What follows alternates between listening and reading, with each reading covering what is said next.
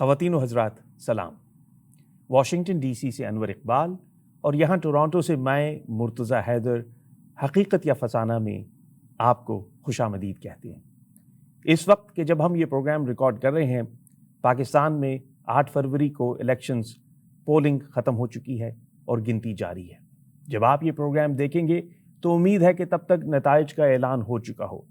लेकिन हम इतने पुरुम्मीद नहीं हैं कि जिस तरीके से 90 दिन में इंतखाबात का इनेकाद नहीं हो सका, शायद 90 घंटे में रिजल्ट्स ना आए। लेकिन उसको एक जानिब रखते हुए हम ये जानना चाहेंगे कि क्या इंतखाबात से पहले यानी प्री पोल, क्या वैसे कोई रिगिंग होती है कि जिसको प्री पोल रिगिंग कहा जाता है। इस सिलसिले में आज हम ज़हमत देंगे अनवर इकबाल से, उनसे पूछेंगे कि अनवर साहब बताइए, पाकिस्तान में क्या प्री पोल रिगिंग होती है और अगर होती है तो फिर कैसे होती है? सबसे पहली बात ये आगा साहब कि एक तो शुक्रिया आपका। पहली बात ये है कि क्या ये हकीकत है या अफसाना है कि इंतखाबात मुकम्मल तौर पे मुनसिफाना और गैर जानिबदाराना होते हैं। तो मैं ये कहूँगा कि जो थर्ड वर्ल्ड या तरक्की पजीर दुनिया है,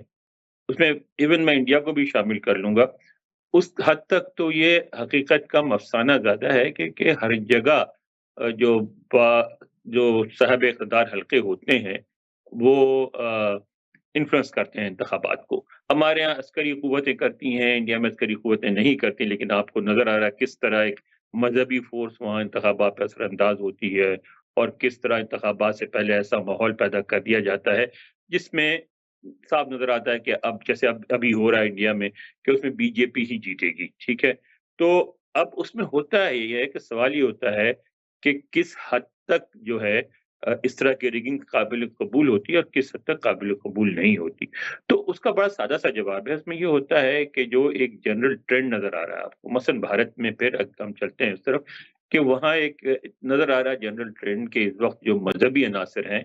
इंतहा पसंद हिंदू तंज़ीमें, उनका पलड़ा भारी है। अब अगर बीच में कोई ऐसी रिगिंग हो जाए, जिससे ये तंज़ीमें हार जाएँ, तो वो जो नताइज होंगे, उनको अवाम की अक्सरियत जो है, वो कबूल नहीं करेगी। अब हम आते हैं पाकिस्तान पे। पाकिस्तान में क्या हुआ? पहली बात ये है कि मुसलसल आप देखें पाकिस्तानी हलकों ने और जो गैर मुल्की जो पोलिंग एजेंसीज़ हैं, उन्होंने वहाँ पोलिंग की और अपने जो नताइज दिए, उसके मुताबिक इस वक़्त जो है सबसे पॉपुलर पार्टी जो है,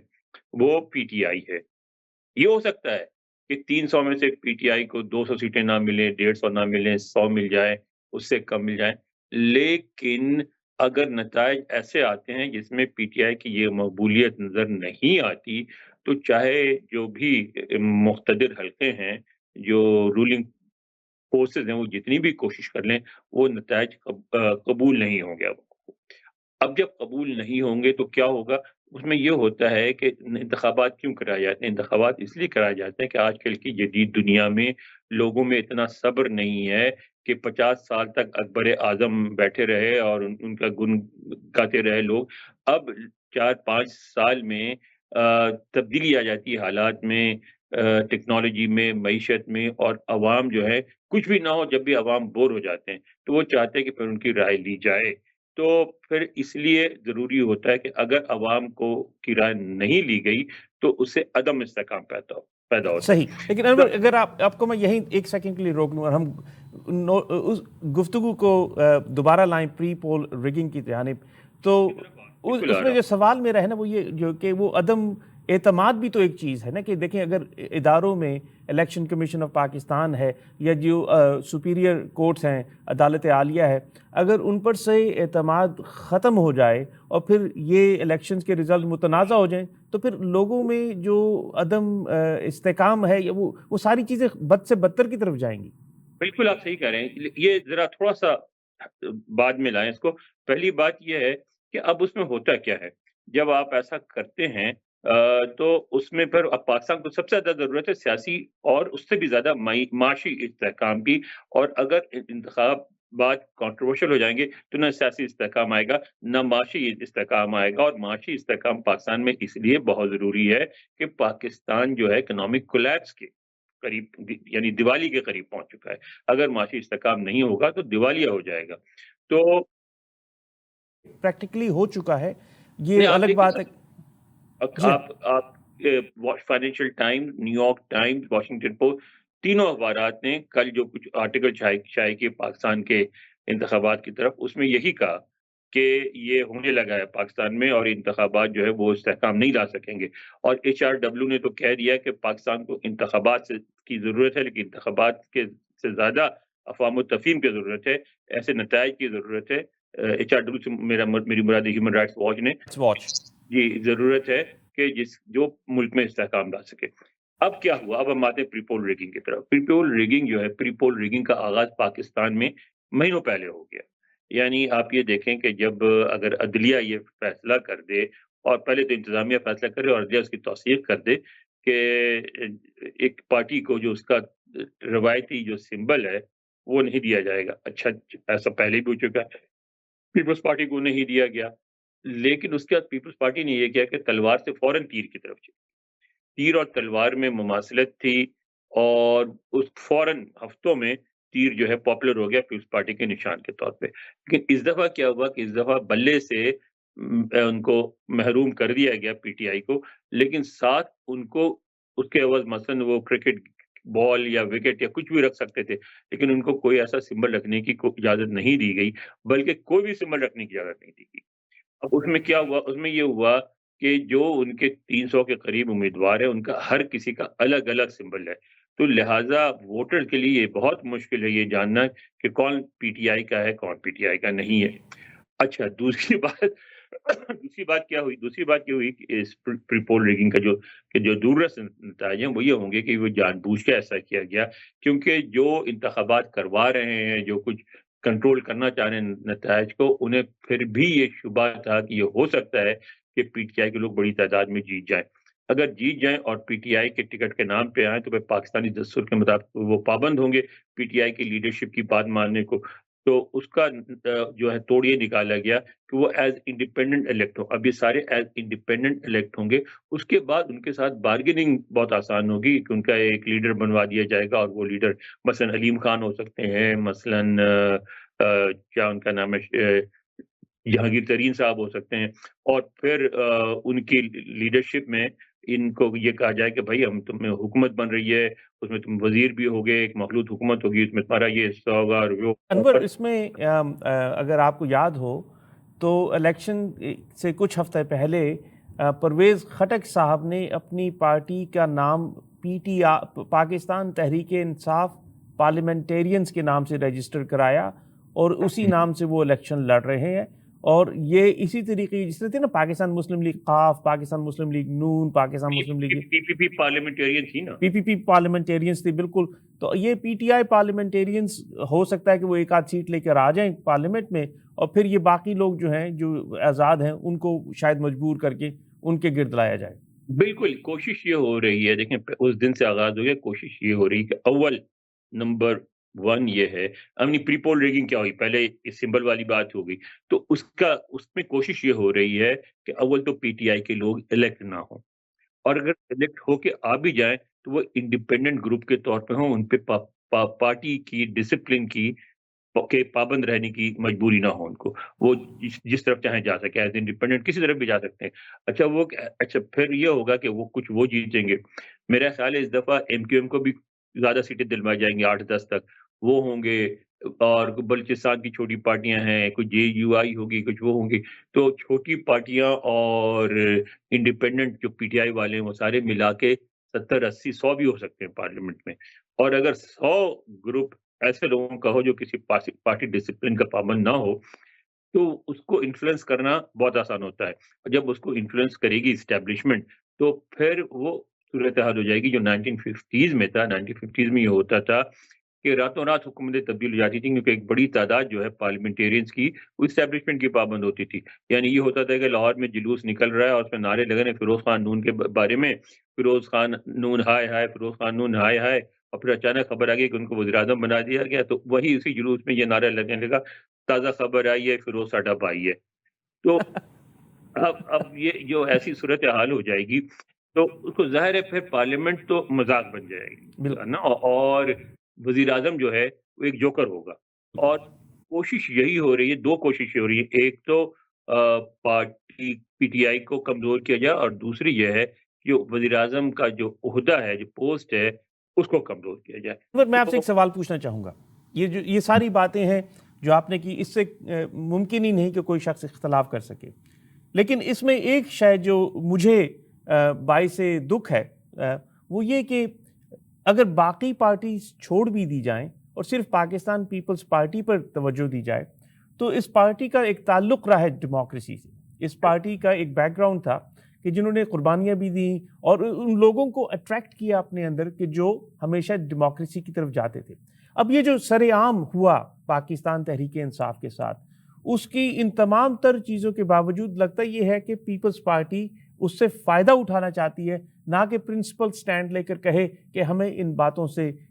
دکھ ہوا کہ کس طریقے سے پارلیمنٹ کی الیکشنز میں ایک پارٹی کو روک دیا گیا۔ اگر جمہوری روایات جن معاشروں میں ہوں وہاں لوگ اس طرح فائدہ نہیں اٹھاتے بلکہ کسی کمزور کی دادرسی کو آتے ہیں، تو ایسا دکھائی نہیں دیا اس دفعہ پیپلز پارٹی۔ بالکل آپ کہہ رہے ہیں، بالکل صحیح کہہ رہے ہیں، 2-4 بیانات تو آئے۔ اصل میں یہ جو انٹالرنس کا کلچر ہے نا، یہ 15-20 سالوں میں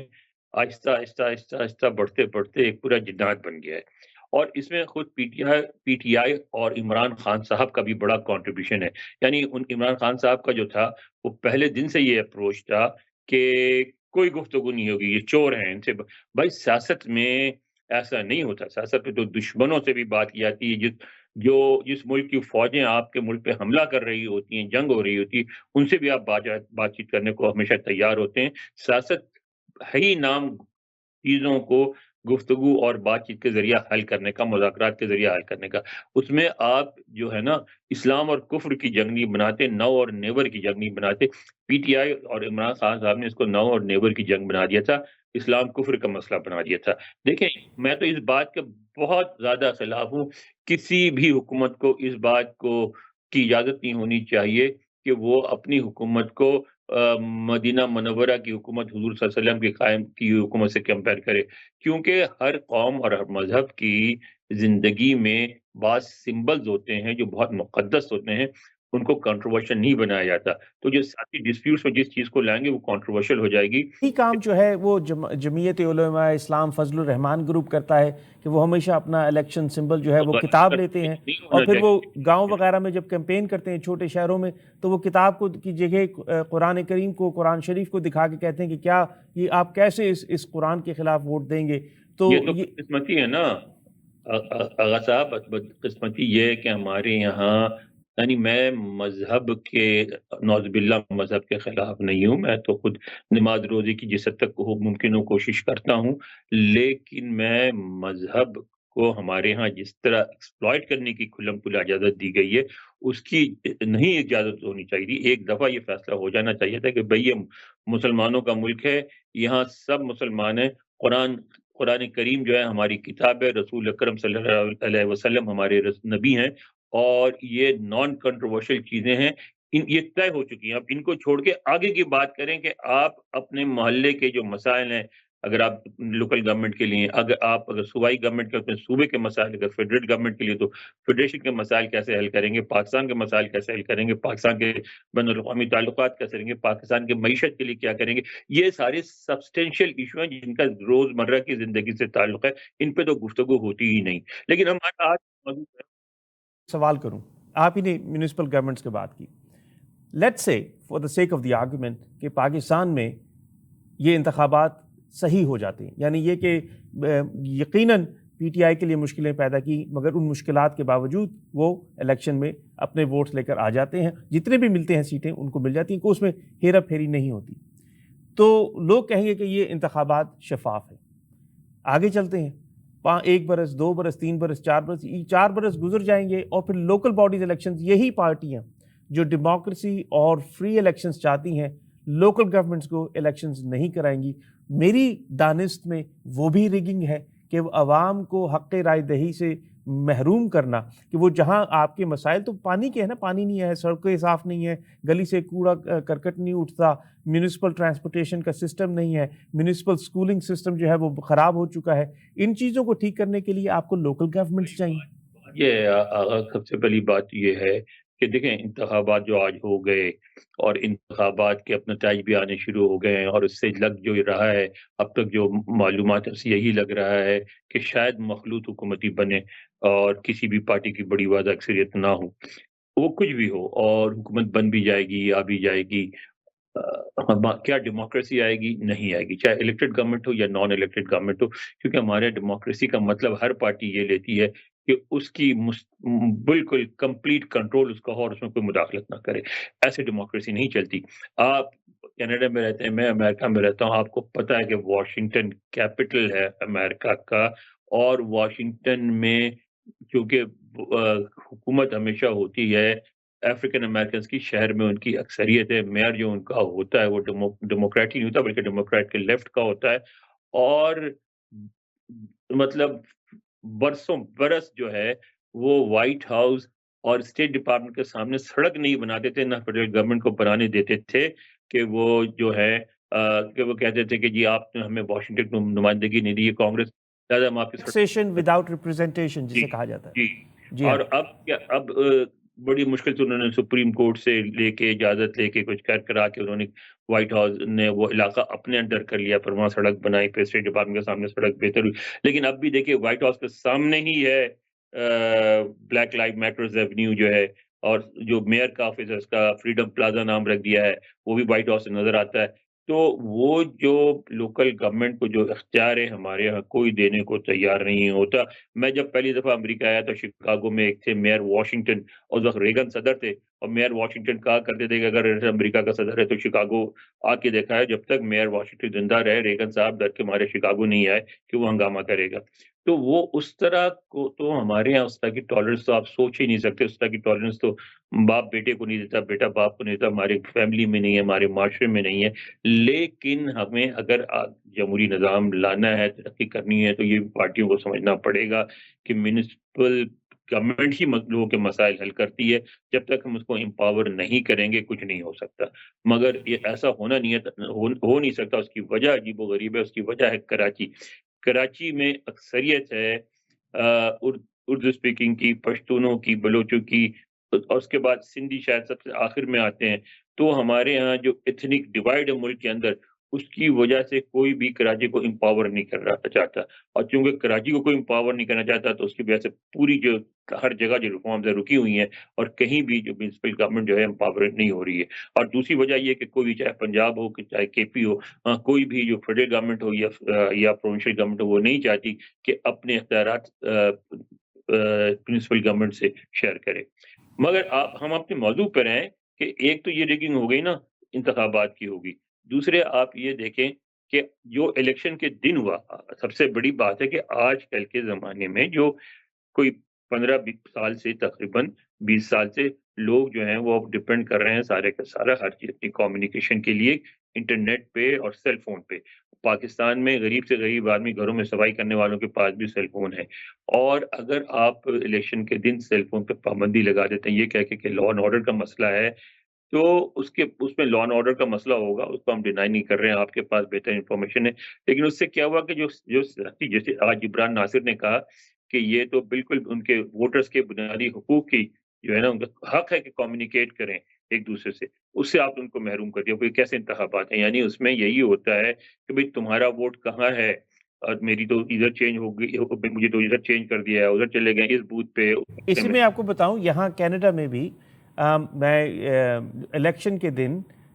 لوگوں کو پولیٹیکل پارٹیز گھر پہ فون کرتی ہیں اور بتاتی ہیں کہ صاحب اگر آپ نے ووٹ نہیں ڈالا تو ضرور ووٹ ڈالنے چاہیے، اور آپ کے ووٹ کا جو آپ کا پولنگ بوتھ ہے وہ فلاں اسکول میں ہے، اور ووٹنگ وہاں اتنے بجے تک ہوگی، اور اگر آپ کو ٹرانسپورٹیشن چاہیے تو ہم آپ کو یہ سہولت فراہم کر سکتے ہیں کہ کوئی والنٹیئر آ کے آپ کو پولنگ بوتھ تک لے جائے اور باحفاظت واپس لے آئے۔ بنیادی حق ہے ہر یہ ووٹر، بنیادی حق ہے، یہ تمام اور پارٹیز اس کا حق ہے بنیادی کہ حق سے آج محروم کیا گیا ووٹر کو۔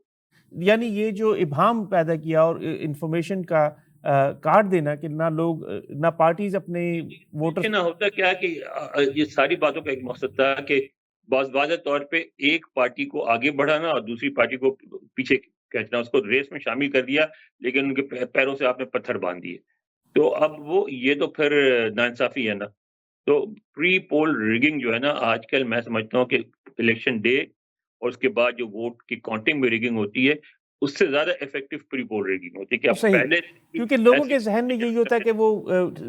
بیلٹ باکس میں جعلی ووٹ ڈال دیں گے اور گنتی میں غلطی ہوگی، اور وہ لیکن گنتی سے پہلے جس طریقے سے اس لیول پلینگ فیلڈ کی بجائے اس کو باقاعدہ